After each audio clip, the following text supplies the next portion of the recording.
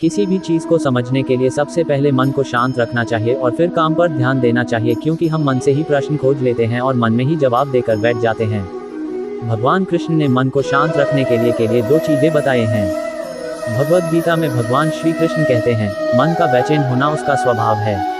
हमारे मन को लगता है कि अगर वह अलग अलग बातों के बारे में सोचता रहेगा तो हमें आने वाली हर मुश्किल और मुसीबत से बचा लेगा, पर ऐसा होता नहीं है। हम अपने जीवन का काफ़ी अधिक समय सोच विचार करके परेशान होने में निकाल देते हैं। भगवान श्री कृष्ण कहते हैं कि मन का ये स्वभाव बदलना मुश्किल जरूर है, असंभव नहीं। अच्छा, अब आप एक बात बताएं, क्या आप कोई को कह सकते हैं कि वो काँव काँव की आवाज़ ना करे? या फिर क्या आप किसी मेढक को कह सकते हैं कि वह पानी देखते ही ऊंची छलांग ना मारे?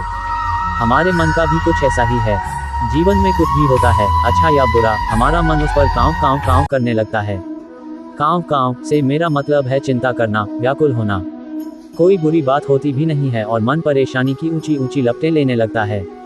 कभी कभी तो मुझे ऐसा लगता है कि हम में से कई लोग सिर्फ परेशान होने के लिए जीते हैं। सारी परेशानी, पीड़ा, दुविधा अक्सर हमारी मन की बनाई हुई कहानियां होती हैं। भगवान श्री कृष्ण हमें हमारे मन को शांत और स्थिर करने के लिए दो उपाय देते हैं। पहला, ध्यान लगाना या मेडिटेट करना। दूसरा, वैराग्य भाव सीखना। आप ध्यान या मेडिटेशन शब्द सुनते ही आप में से कई लोग कहेंगे कि आप आंख बंद कर सांसें अंदर बाहर नहीं ले सकते। यहाँ हम सब गलती कर बैठते हैं। मेडिटेशन या ध्यान का मतलब सिर्फ आंख बंद कर बैठना नहीं होता। मेडिटेशन का मतलब होता है अपना पूरा ध्यान किसी चीज़ पर लगाना और उसे हटने नहीं देना। अगर आप रोटी बना रहे हैं तो सिर्फ उस बात पर ध्यान दीजिए। अगर आप पिक्चर देख रहे हैं तो अपना पूरा ध्यान पिक्चर पर लगाएं। यह मत सोचिए कि पिक्चर देखकर आप अपना कितना वक्त बर्बाद कर रहे हैं। जब आप जीवन के हर छोटे बड़े काम को पूरे ध्यान से करते हैं तो आपका जीवन ही एक मेडिटेशन बन जाता है। ऐसे जीवन में शांति, स्थिरता, साहस और सफलता का होना अनिवार्य है। वैराग्य भाव दूसरा उपाय। वैराग्य का अर्थ यह नहीं कि आप सब कुछ छोड़कर जंगल में जाकर बैठ जाएं। वैराग्य का सच्चा अर्थ है कि आप जो काम कर रहे हैं उसका क्या नतीजा या रिजल्ट निकलेगा उसकी चिंता ना करें।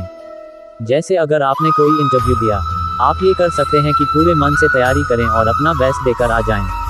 वह नौकरी मिलना या ना मिलना आपके हाथ में नहीं है। इस नतीजे के पीछे अलग अलग चीजें हैं जो आपके बिल्कुल कंट्रोल में नहीं।